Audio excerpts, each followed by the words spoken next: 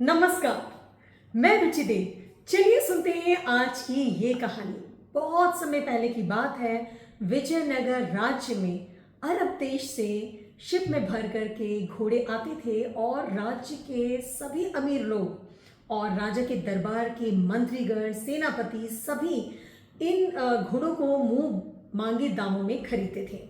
तो एक बार उस राज्य में रहने वाला एक नौजवान रमन ने कहा कि अरे, इनसे अच्छे घोड़े तो हमारे विजयनगर राज्य में मिलते हैं।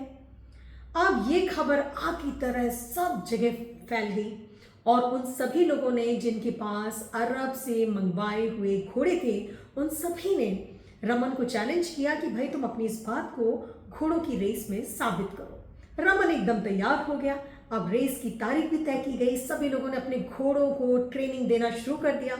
जिस दिन रेस का दिन तय था, उस समय सभी लोग अपने अपने घोड़ों को लेकर के उस नियत स्थान में पहुंचे और अरब से आए हुए सभी घोड़े बड़े ही तंदुरुस्त और चुस्त दिखाई दे रहे थे। अब जैसे ही रमन वहां पहुंचा तो सभी लोग मंद मंद मुस्कुराने लगे, हंसने लगे एक दूसरे को देख करके, क्योंकि रमन का घोड़ा एकदम ही दुबला पतला था और उसे देख करके ऐसा लग रहा था जैसे उसने कई दिनों से कुछ खाया ही नहीं है। रमन ने कहा कि भाई मैं अपने घोड़े की घुड़सवारी मैं स्वयं करूंगा।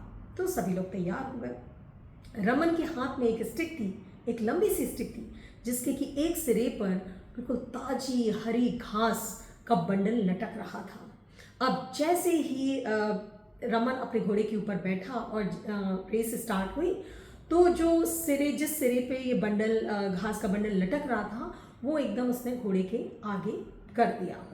अब जैसे ही घोड़े ने उसे देखा तो उसे खाने के लिए वो तेजी से दौड़ने लगा और तेज दौड़ता गया, लेकिन मजाल है, चाहे वो कितनी मर्जी तेजी से दौड़ ले, लेकिन वो उस घास के बंडल को टच भी नहीं कर पा रहा था।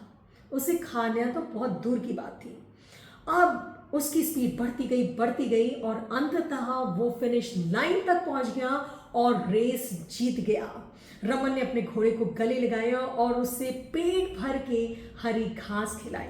जैसे ही अवार्ड का टाइम हुआ तो राजा ने उसका नाम पुकारा। वो जैसे ही आया राजा के पास इनाम लेने के लिए, अवार्ड लेने के लिए, तो राजा ने उससे कहा कि भाई तुम्हारी सक्सेस का सीक्रेट बताओ।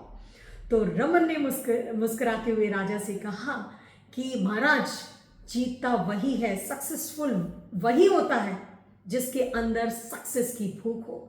तो सही है दोस्तों, अगर आपके अंदर उस सक्सेस को पाने की भूख है तो वो आपको मजबूर कर देगी हार्ड वर्क करने के लिए और अपने गोल की तरफ फोकस रहने के लिए, और फिर सक्सेस तो आपको मिलनी है, वो भला आपको छोड़कर कहाँ जाएगी।